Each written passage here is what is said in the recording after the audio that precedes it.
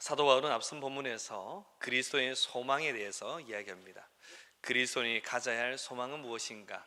궁극적인 소망, 가장 기본적인 소망, 이것에 대해서 이야기합니다. 그 소망은 바로 부활에 대한 소망이죠. 예수 그리스도가 부활하심, 여기에 대해서 우리가 소망을 두어야 된다라고 말씀을 듣고 배웠습니다. 그 부활, 예수님이 부활하심, 이것이 우리에게 소망이 되는 것은 예수님의 부활이 성경대로 일어난 부활이라는 것입니다.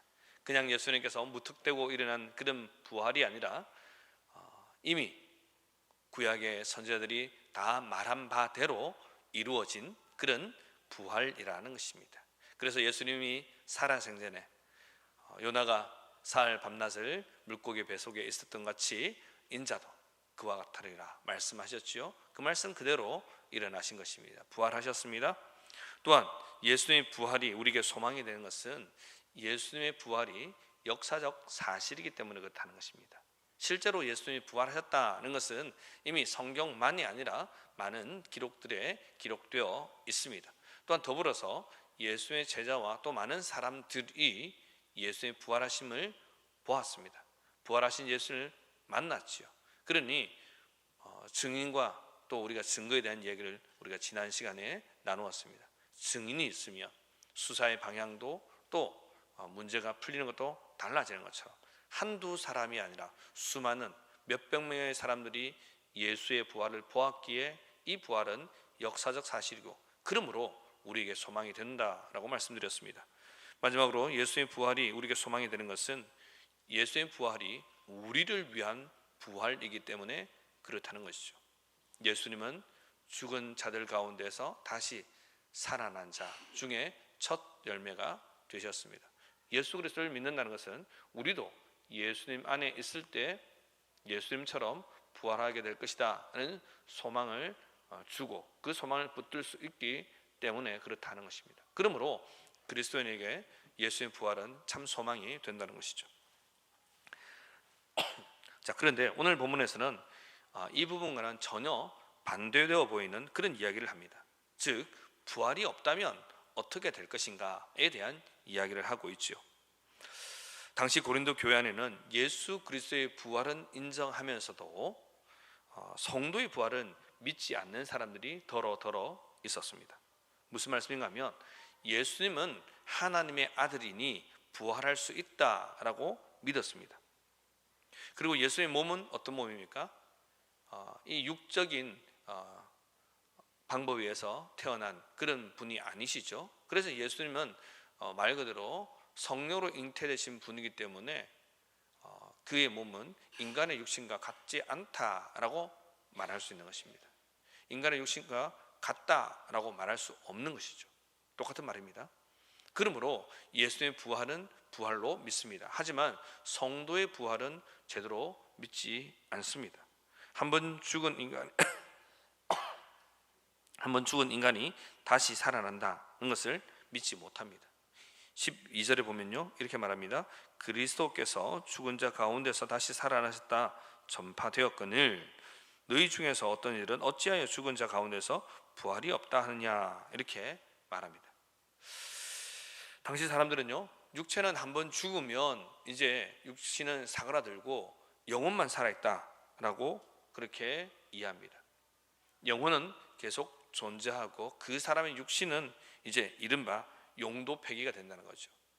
왜냐하면 이 육신은 악한 것이기 때문에 이제 죽음을 통해서 영과 육이 분리되면 영은 자유함을 얻는 것이다 라고 생각합니다. 이것이 그 당시 철학적인 그런 사고였습니다. 이런 철학적 사고의 영향을 받았던 그 당시 이 고린도 지역에 있던 사람들이 예수를 믿다 보니 이제 예수를 믿고 나서도 부활이라고 말하니까 예수님은 부활할 수 있지, 예수님은 하나님의 아들이잖아. 그런데 사람은 아니야. 사람은 이 악한 육신을 가지고 있는 사람이 죽게 되면 영육이 분리되고 그리고 이 선한 영이 어떻게 이 악의 몸에 다시 거할 수 있는가 라고 그걸 그대로 믿었던 것입니다. 그래서 그것을 믿는 자들은 어떤 이들은 예수의 부활을 믿으면서 죽은 자의 부활은 없다라고 말했던 것입니다. 사도 바울은 이런 모든 상황, 이해했기 때문에 만일 우리 성도들이 죽은 자 가운데서 다시 부활하는 것이 안 된다, 그것이 아닌 것이다 라고 말한다면 예수님의 부활도 안 되는 것이다 라고 말합니다. 죽은 자의 부활이 거짓이라면 예수 그리스도의 부활도 거짓이라는 겁니다. 죽은 자의 부활이 정말 이게 성립되지 않은 것이라면 예수님의 부활도 성립되지 않는 것이다. 13절 말씀 보십시오. 우리 그 말씀 하고 있습니다. 같이 읽겠습니다. 시작. 만일 죽은 자의 부활이 없으면 그리스도도 다시 살지 못하셨으리라. 자, 그런데 이 12절과 13절 말씀을요 도치를 시켜서 거꾸로 생각해야 돼요. 똑같은 말씀입니다. 보십시오. 12절 말씀 읽어드릴게요. 그리스도께서 죽은 자 가운데서 다시 살아나셨다 전파되었거늘 너희 중에서 어떤 일은 어찌하여 죽은 자 가운데서 부활이 없다 하느냐. 만일 죽은 자의 부활이 없으면 그리스도도 다시 살지 못하셨으리라. 13절 먼저요. 죽은 자의 부활이 없으면 그리스도도 다시 살지 못했을 것이고 그렇다면 죽은 자 가운데서 부활도 없다. 그대로 말씀이 되는 겁니다. 지금 사도 바울은 그 시대 사람들이 무엇 때문에 고민하고 있는지, 무엇 때문에 이런 생각을 하고 있는지를 잘 알았습니다. 그래서 죽은 자의 부활 죄송합니다. 죽은 자의 부활이 없다라고 말하는 것 자체가 틀렸다, 이렇게 이야기하고 있는 것이죠. 사도 바울은 고린도 교회 성도들이 죽은 자의 부활을 기대하지 않는다, 그리고 이것을 거부한다, 이것은 곧 예수 그리스도의 부활을 기대하지 않고 거부하는 것과 똑같은 것임을 이야기하고 있습니다. 자, 그래서 그런 의미를 담아서 14절을 이야기하는 겁니다. 14절 말씀 같이 읽습니다. 그리스도께서 만일 다시 살지 못하셨으면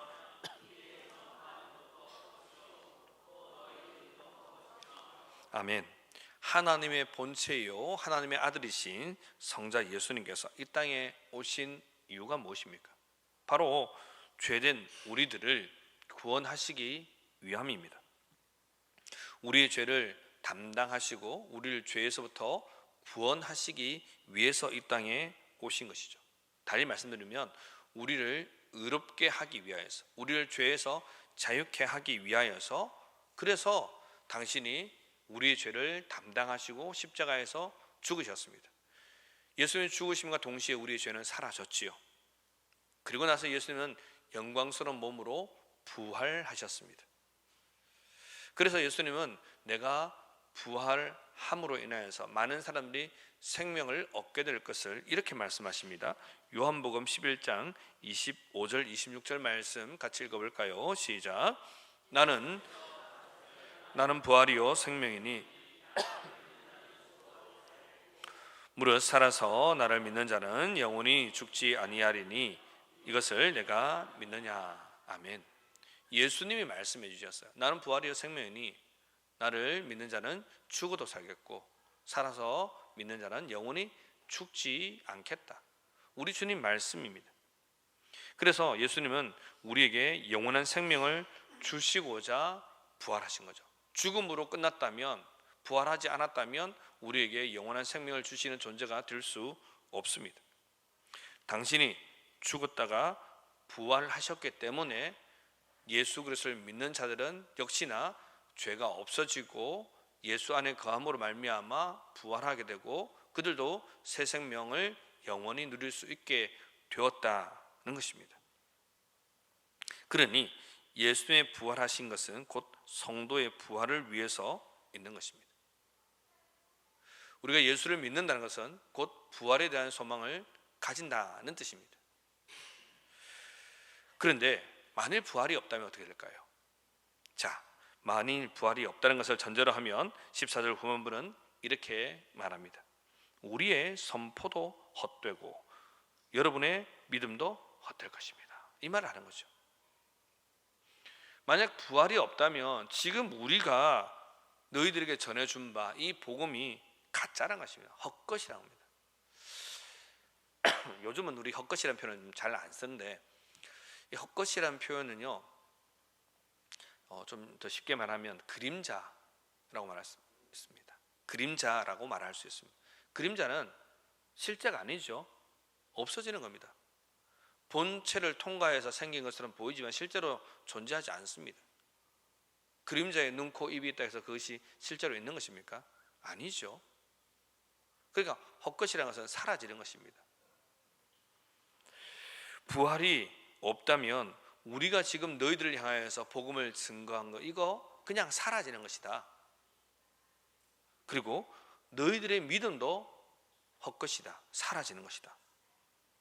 여러분, 바울이 선포한 거 복음이잖아요. 주 예수를 믿으라. 그리하면 너와 내 집이 구원을 얻으리라. 이 복음을 선포했단 말입니다. 이 복음을 전파했단 말이죠. 그런데 사도 바울만이 아니죠. 다른 사도들도, 다른 제자들도 동일한 복음을 증거했습니다. 예수 안에 새 생명이 있음을 증거한 것입니다. 보십시오. 사도행전 3장 15절은 생명의 주를 주겠도다. 그러나 하나님이 죽은 자 가운데서 살리셨으니 우리가 이 일의 증인이로다. 여러분, 초대 교회가 핍박받았던 단 하나의 이유는요, 바로 예수님의 부활을 증거했기 때문에 그렇습니다. 이걸 잘 기억하셔야 돼요. 그냥 교회로 모여진 건 아닙니다. 로마 제국이 처음 교회가 생겨났을 때 가만히 두었던 이유는 뭐냐면 교회가 유대교의 아류로 보였기 때문입니다. 비슷하네? 그러네? 이렇게 이해했던 것이죠. 그래서 유대교도 회당에서 모여지니까 니네들도 교회라는 이름으로 모여지네? 그럼 괜찮지 하고 뒀어요. 그런데 이들의 모이는 행태와 말하는 것이 유대인들이 믿는 이른바 유대교와 전혀 다른 것입니다. 기독교라고 칭하는 이 종교가 전혀 다르게 이야기하는 거죠. 그들이 믿는 예수 그리스도를 주라고, 로마 황제만이 칭할 수 있는 주라는 표현을 예수님에게 주라고 표현합니다. 심지어 사람들이 말하기를 예수가 죽었다 살아났다라고 말합니다. 그래서 이 모든 어려움들을 견디게끔 만듭니다. 그리고 그것이 하나의 세력이 되는데 도무지 걷잡을 수 없는 큰 세력이 되는 것이죠. 잘못하면 이 제국을 통치하는 데 큰 어려움이 생기겠다 싶은 것입니다. 그런데 이렇게 기독교가 폭발적으로 성장할 수 있었던 이유는 바로 뇌세에 대한 소망이 있었기 때문입니다. 여러분, 우리가 그렇지 않습니까? 뇌세에 대한 소망, 사실 뇌세의 소망까지도 안 가도 됩니다. 제가 군대에 있을 때 좀 한자성어 혹은 사자성어에 좀 약한 우리 그런 같은 군 복무하는 선임이 있었어요. 고진감래란 말을 잘 모르는 거예요. 여러분 아시죠? 고진감래. 이분이 좀 거기에 약했어요. 그래서 설명을 해줬어요. 근데 이게 말 그대로 예전에 우리 성도님들 가족 오락관 기억나십니까? 몸으로 말해요. 그거 했거든요. 저도 옛날 부대를 갔다 와서 하는데 이 뜻을 모르니까 막 당황하는데 옆에 사람이 알려줬어요. 이건 이런 뜻이다. 그러니까 막 설명을 몸으로 하는 거예요. 어떻게 설명하냐면 산이 있고 산을 올라가는데 이게 땀이 나잖아요. 땀 나고 그다음에 내려가면은 아주 편하고 시원하다고 막 이런 걸 하는데 또 이 맞은편에 있는 또 다른 사람이 그걸 귀신같이 맞추는 거예요. 정확하게 고진감래 이렇게 맞추는 거예요. 우리는 보고 막 너무 재밌는 거예요. 한창 다들 하하갈갈 호호 했죠. 여러분, 우리가 눈앞에 있는 한 1년? 아니 2년만 우리가 생각해 보면 그렇지 않습니까? 한 1년, 2년만 고생하면 지금 삶이 확 변하게 될 것이다. 그냥 우리가 희망으로 던지는 것이 아니라 실제로 그렇다는 것을 우리가 알고 있으면 어떻습니까? 1, 2년은 금방 견딥니다. 5년도 견딥니다. 그것이 우리 사람이에요. 그런데 이 삶엔 도무지 희망이 없어요. 1년이 가도 2년이 가도 5년이 가도 10년이 가도 내 평생 죽을 때까지 내 아들 때에도 변함이 없어요. 그런데 예수 그리스도를 믿으면 넷에 대한 소망이 되는 거예요. 그곳에 가면 신분의 차별이 없는 거예요. 내가 노예의 삶을 살지 않아도 되는 거예요. 내가 하나님의 자녀로 산다는 이 놀라운 말씀을 듣게 되는 것입니다. 황족들, 당시 로마를 지배하던 이 황제의 황족들 얼마나 큰 권세를 가진지 모릅니다. 분봉왕, 아니면 조금 더 나가서 뭐 좀 작은 영토를 다스리는 집정관, 이것만 해도 커다란 권세를 가지고 있는데, 사람을 죽이는 살리를 할 수 있는 권세를 가지고 있는데, 하나님의 아들이 된다 하니 이 사람들은요 당연히 그 종교를 받아들일 수밖에 없는 거죠. 내세에서는 소망이 있는 거죠. 이거 믿으면 내가 죽어도 천국 갈 수 있다는 분명한 확신이 생기니까 뭐 이것을 다른 사람에게 전하는 것은 물론이요, 나는 죽어도 아무 상관없다는 겁니다. 부활에 대한 소망을 확실히 가지게 된 거죠. 그래서 초대교회가 폭발적으로 성장하게 됩니다. 베드로가 전하니까 어떤 일이 생깁니까? 하루에 3,000명이 돌아옵니다. 복음을 전파하니까 날마다 예수 믿는 사람을 더하시더라. 성경이 기록하고 있습니다. 자, 그런데 양이 있으면 음이 있듯이 그 중에는 예수의 부활에 대해서 의심하는 사람들이 생기기 시작합니다. 앞서 말씀드린 것처럼 이런 사람들은 바로 당시 이 철학의 영향에 받은 사람들입니다. 몸의 부활, 예수의 부활은 믿을 수 있지만 우리 사람의 부활은 믿을 수 없다는 것입니다. 그래서 사도 바울은 한마디로 정리하는 것입니다. 만약 예수의 부활이 없다라고 말하면 우리가 선포하는 것, 너희들이 알려져 있는 이 복음, 그리고 너희들이 믿는 이 복음 다 헛된 것이다. 여러분, 그때나 지금이나 동일합니다. 사도 바울이 전한 복음 우리도 지금 들었고, 사도 바울이 전했던 그 복음 우리도 전하고 있습니다. 곧 십자가의 도와 부활을 우리가 증거하고 있는 것이죠. 이것을 우리가 붙들고 있는 것입니다. 그래서 부활이 없지 않다, 부활이 없는 것이 아니다, 부활이 있다 라고 우리는 힘주어 말하고 그것을 믿음으로 고백하고 있는 것입니다. 자, 그런데 부활이 없으면 또 어떤 일이 생기는가? 사도 바울은 계속해서 가정하여 이야기합니다. 15절 말씀, 15절 우리 한번 같이 읽겠습니다. 시작. 또 우리가 하나님의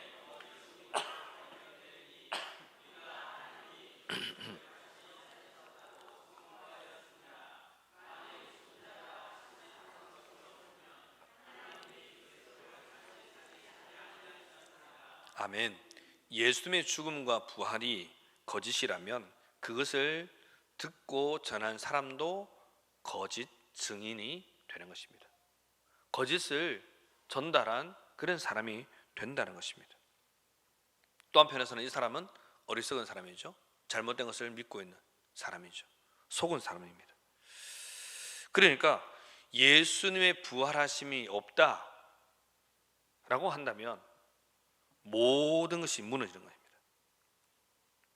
자, 17절 말씀 보십시오. 그리스도께서 다시 사신 것이 없으면 너희 믿음도 헛되고 너희가 여전히 죄 가운데 있을 것이요.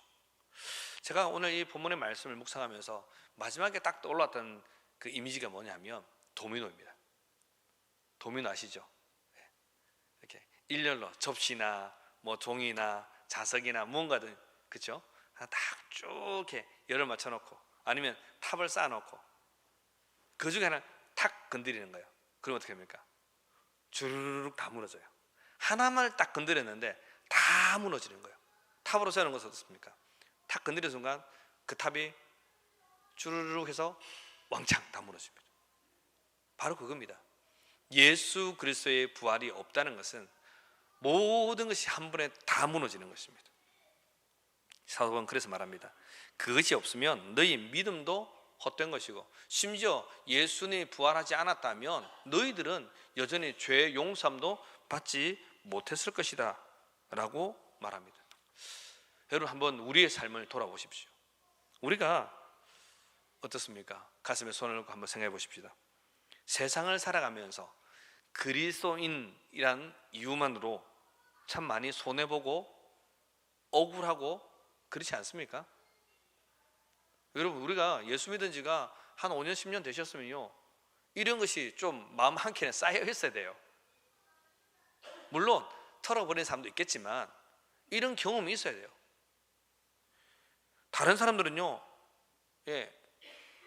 사회법, 윤리 이것을 중시하고 그걸 따라갑니다. 그런데 우리는 사회법이나 윤리보다 우선되는 것이 있습니다. 무엇입니까? 하나님 말씀이죠. 성경입니다. 그래서 우리는 성경 말씀을 지키려고 합니다. 왜요?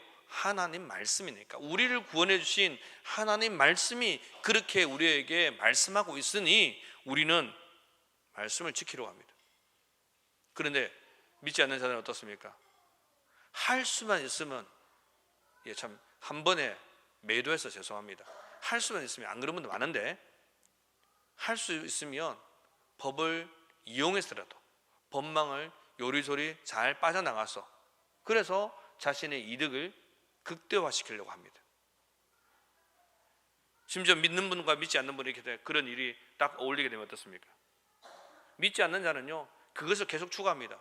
그런데 믿는 사람은, 성도는 어떻게 합니까? 거기에 함께 편성할 수 없는 거예요. 왜요? 내가 예수를 믿으니까. 그렇지 않습니까? 그래서 예수 믿는 사람은 그리스도인이란 그 이유 하나만으로 좀 손해보고 좀 억울하고 그런 일이 있는 것입니다.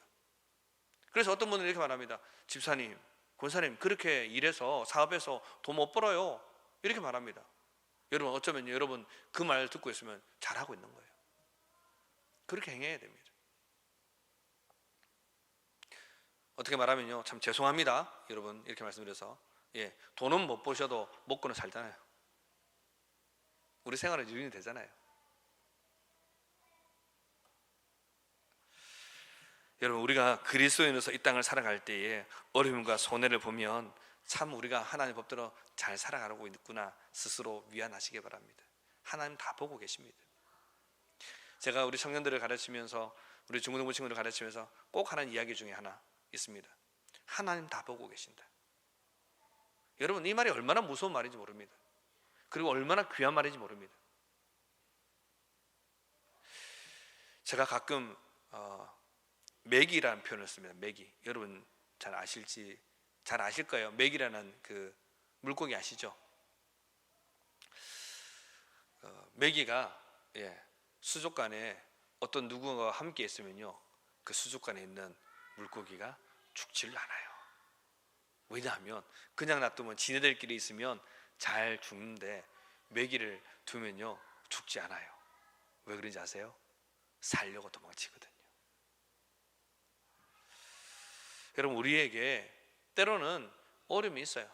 그런데 그 어려움을 피하여서 도망 다니기도 하지만, 그 도망 다님이 하나님 말씀 때문에 오는 어려움과 고통이라면 하나님 보고 계십니다.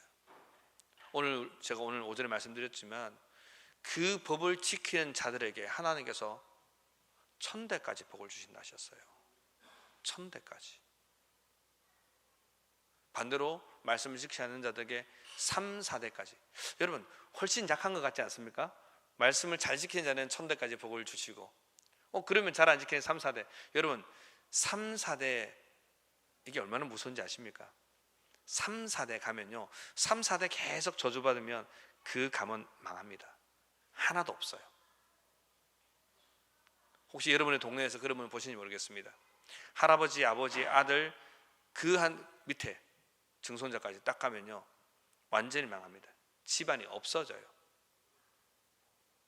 똑같은 말씀이에요. 하나님 보고 계십니다. 우리가 예수를 믿는 것 때문에 당하는 어려움, 또 반대에 우리가 예수를 믿기 때문에 주의 일을 열심히 감당함으로 인한 그 수고로 하나님 보고 계십니다. 저도 이 말씀을 전하면서 되게 두려워요. 하나님 저를 보시거든요. 저 사무실에 처박혀 있는 김성들을 보신단 말이에요. 여러분의 삶을 보신다는 거예요. 부활을 믿기 때문에 우리는 이 땅에서 자신을 좀 꺾으면서 삽니다. 부활을 믿기 때문에 고난도 핍박도 감수하며 삽니다. 부활을 믿기 때문에 영원한 생명이 있음을 믿기 때문에 우리는 믿음을 지키려고 애를 쓰고 있습니다.